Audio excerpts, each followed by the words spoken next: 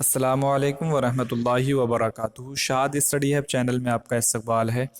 मैं मोहम्मद दिलशाद आपकी खिदमत में हाजिर हूँ। नवी जमात के निसाब में शामिल नवाए उर्दू का पहला सबक यानी सर सैयद अहमद ख़ान और उनके अफसाने को लेकर। तो पिछली वीडियो में हमने सर सैयद अहमद ख़ान के बारे में पढ़ा था और आज हम उनका अफसाना गुजरा हुआ ज़माना पढ़ने वाले हैं। चलिए शुरू करते हैं। बरस की आखिर रात को एक बुढ़ा अपने अंधेरे घर में अकेला बैठा है। रात भी डरावनी और अंधेरी है। घटा छा रही है, बिजली तड़प कर कड़कती है, आंधी बड़े ज़ोर से चलती है। दिल कांपता है और दम घबराता है। बुढ़ा निहायत गमगीन है, मगर उसका गम ना अंधेरे घर पर है, ना अकेलेपन पर, और ना अंधेरी रात और बिजली की कड़क और आंधी की गूंज पर, और न बरस की आखिर रात पर। वो अपने पिछले ज़माने को याद करता है और जितना ज़्यादा याद आता है उतना ही ज़्यादा उसका गम बढ़ता है। हाथों से ढके हुए, मुंह पर आंखों से आंसू भी बहे चले जाते हैं। पिछला ज़माना उसकी आंखों के सामने फिरता है। अपना लड़कपन उसको याद आता है, जबकि उसको किसी चीज़ का गम और किसी बात की फ़िक्र दिल में न थी। रुपए अशरफी के बदले रेवड़ी और मिठाई अच्छी लगती थी। सारा घर, माँ बाप, भाई बहन उसको प्यार करते थे। पढ़ने के लिए छुट्टी का वक्त जल्द आने की खुशी में किताबें बगल में लिए मकतब में चला जाता था। मकतब का ख्याल आते ही उसको अपने हम मकतब याद आते थे। मकतब का मतलब पढ़ने की जगह।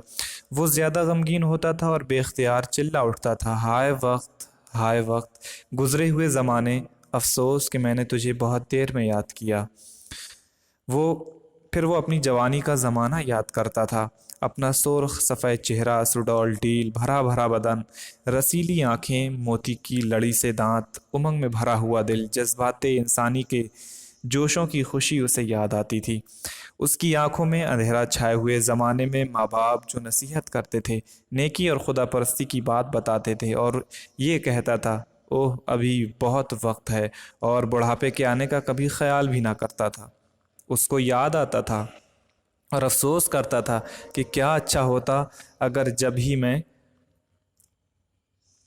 इस वक्त का ख्याल करता और खुदा परस्ती और नेकी से अपने दिल को संवारता और मौत के लिए तैयार रहता। आह वक्त गुजर गया, आह वक्त गुजर गया, अब पछताए क्या होता है।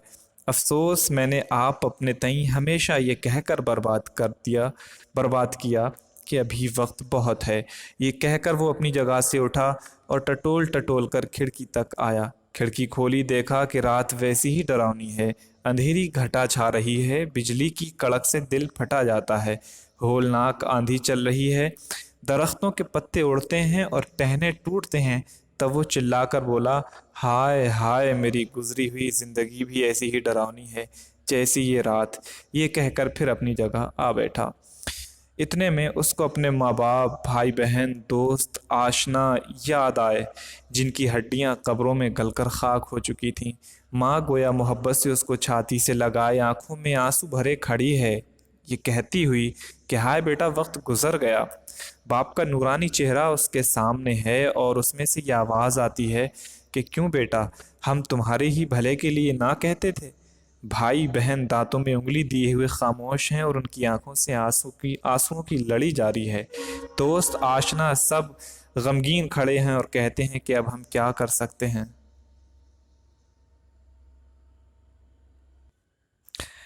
ऐसी हालत में उसको अपनी वो बातें याद आती थीं जो उसने निहायत बेपरवाही और बेमुरवती और कज खल्की से अपने माँ बाप, भाई बहन, दोस्त, आशना के साथ बरती थीं। माँ को रंजीदा रखना, बाप को नाराज करना, भाई बहन से बेमुरवत रहना, दोस्त आशना के साथ हमदर्दी ना करना याद आता था। और उस पर उन गली हड्डियों में से ऐसी मोहब्बत का देखना उसके दिल को पाश पाश करता था। उसका दम छाती में घुटा जाता था और ये कहकर चिल्ला उठता था कि हाय वक्त निकल गया, हाय वक्त निकल गया, अब क्यों कर उसका बदला हो।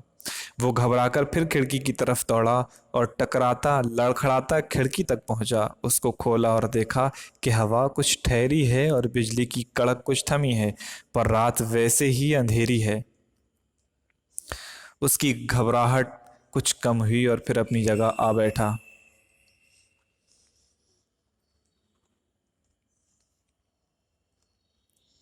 इतने में उसको अपना अधेड़पन याद आया, जिसमें کہ نہ وہ جوانی رہی تھی اور نہ وہ جوانی کا جوبن، نہ وہ دل رہا تھا اور نہ دل کے ولولوں کا جوش۔ اس نے اپنی اس نیکی کے زمانے کو یاد کیا جس میں وہ بنسبت بدی کے نیکی کی طرف زیادہ مائل تھا۔ وہ اپنا روزہ رکھنا، نمازیں پڑھنی، حج کرنا، زکوٰۃ دینی، بھوکوں کو کھلانا، مسجدیں اور کنویں بنوانا یاد کر کر اپنے دل کو تسلی دیتا تھا۔ فقیروں اور درویشوں کو جن کی خدمت کی تھی، اپنے پیروں کی جن سے بیعت کی تھی، اپنی مدد کو پکارتا تھا، مگر دل کی بے قراری نہیں جاتی تھی۔ وہ دیکھتا تھا کہ اس کے ذاتی اعمال کا اسی تک خاتمہ ہے، بھوکے پھر ویسے ہی بھوکے ہیں۔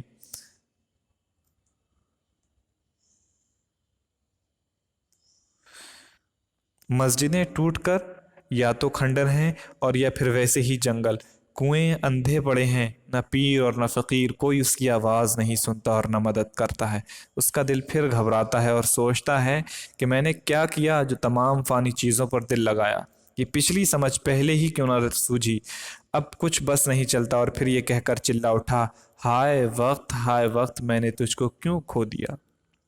وہ گھبرا کر پھر کھڑکی کی طرف دوڑا، اس کے پٹ کھولے تو دیکھا کہ آسمان صاف ہے، آندھی تھم گئی ہے، گھٹا کھل گئی ہے، تارے نکل آئے ہیں، ان کی چمک سے اندھیرا بھی کچھ کم ہو گیا ہے۔ وہ دل بہلانے کے لیے تاروں بھری رات کو دیکھ رہا تھا کہ یکایک اس کو آسمان کے بیچ میں ایک روشنی دکھائی دی اور اس میں ایک خوبصورت دلہن نظر آئی۔ اس نے ٹکٹکی باندھے اسے دیکھنا شروع کیا۔ جوں جوں وہ اسے دیکھتا تھا وہ قریب ہوتی جاتی تھی، یہاں تک کہ وہ اس کے بہت پاس آ گئی۔ وہ اس کے حسن و جمال کو دیکھ کر حیران ہو گیا اور نہایت پاک دل اور محبت کے لہجے سے پوچھا کہ تم کون ہو؟ وہ بولی کہ میں ہمیشہ زندہ رہنے والی نیکی ہوں۔ اس نے پوچھا کہ تمہاری تسخیر بھی کوئی عمل ہے؟ وہ بولی ہاں ہے، نہایت آسان پر بہت مشکل۔ جو کوئی خدا کے فرض، اس بدوی کی طرح جس نے کہا کہ واللہ لا ازید ولا انقص، کہ خدا کی قسم نہ میں زیادہ کروں گا اور نہ میں کم کروں گا، ادا کر کر انسان کی بھلائی اور اس کی بہتری میں کوشش کرے، صحیح کرے، صحیح کرے، اس کی میں مسخر ہو جاتی ہوں۔ مسخر کا مطلب یہ ہے کہ کسی کا کسی کے تابع ہو جانا، اوبیڈینٹ ہو جانا، کسی کا کسی کی بات مان لینا۔ تسخیر یعنی اللہ رب العزت نے چاند اور سورج کو انسانوں کے لیے مسخر کیا ہے، زمین کو مسخر کیا ہے کہ انسان زمین کو اپنی ضرورت کے حساب سے استعمال کرتا ہے۔ تو مسخر کہتے ہیں کسی کو اپنے تابع کر لینا یا اپنی ضرورت کے حساب سے استعمال کر لینا۔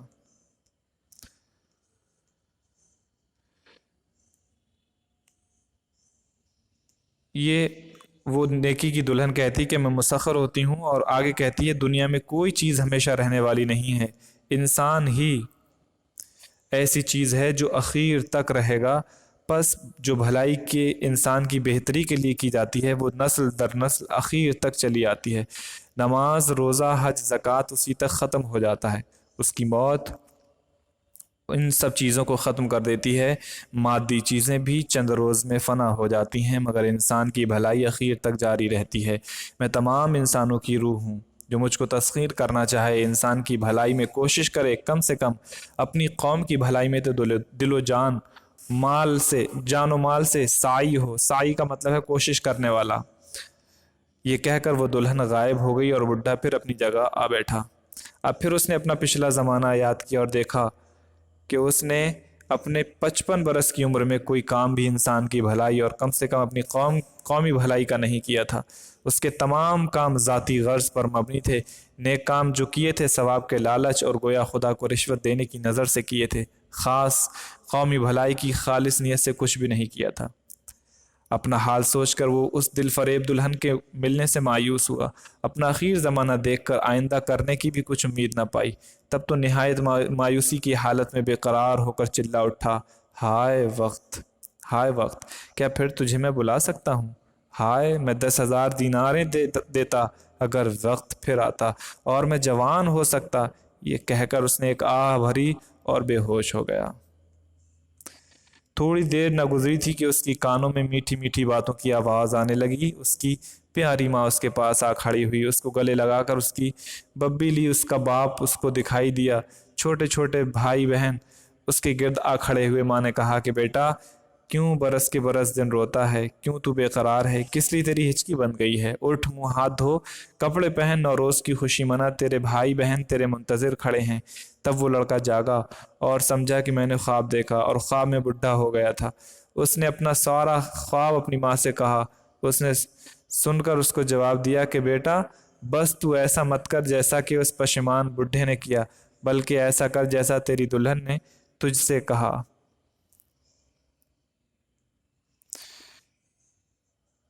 یہ سن کر وہ لڑکا پلنگ پر سے کود پڑا اور نہایت خوشی سے پکارا کہ اوہ، یہی میری زندگی کا پہلا دن ہے۔ میں کبھی اس بڈھے کی طرح نہ پچھتاؤں گا اور ضرور اس دلہن کو بیاہوں گا جس نے ایسا خوبصورت اپنا چہرہ مجھ کو دکھلایا اور ہمیشہ زندہ رہنے والی ہے۔ والی نے کی اپنا نام بتلایا۔ او خدا تو میری مدد کر، آمین۔ بس اے میرے پیارے نوجوان ہم وطنوں اور اے میری قوم کے بچوں، اپنی قوم کی بھلائی پر کوشش کرو تاکہ اخیر وقت میں اس بڈھے کی طرح نہ پچھتاؤ۔ ہمارا زمانہ تو اخیر ہے، اب خدا سے یہ دعا ہے کہ کوئی نوجوان اٹھے اور اپنی قوم کی بھلائی میں کوشش کرے، آمین۔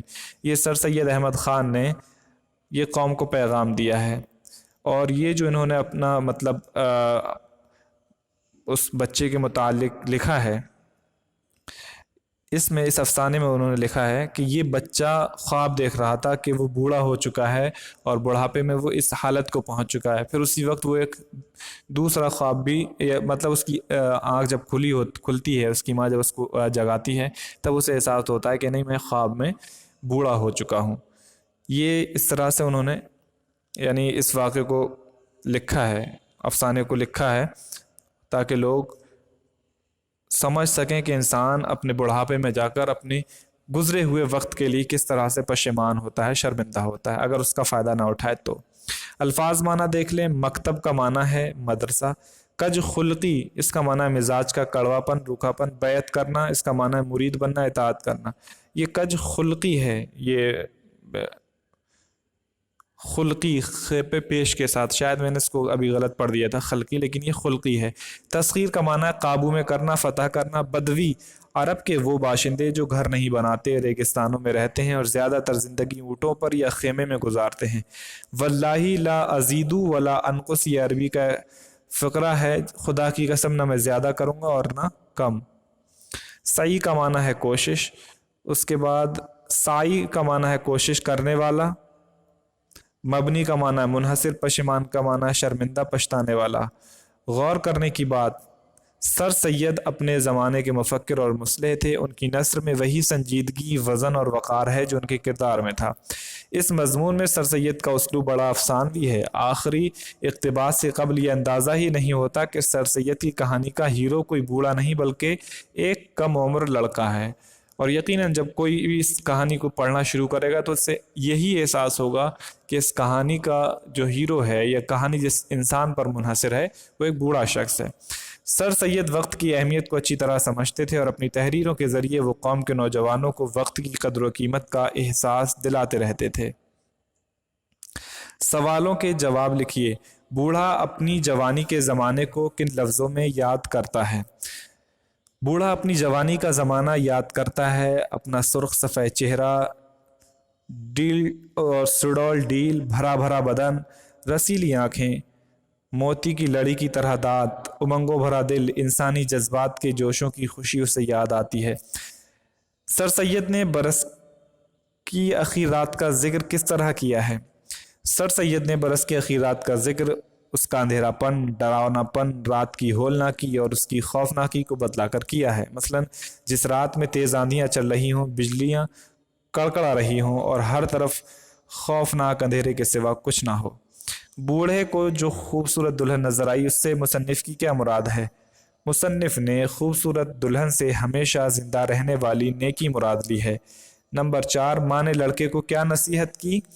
ماں نے بیٹے سے کہا، تو اس پشیمان بڈھے کی جیسا ہرگز مت کر، بلکہ جیسا تیری دلہن نے تجھ سے کہا ہے ویسا کر۔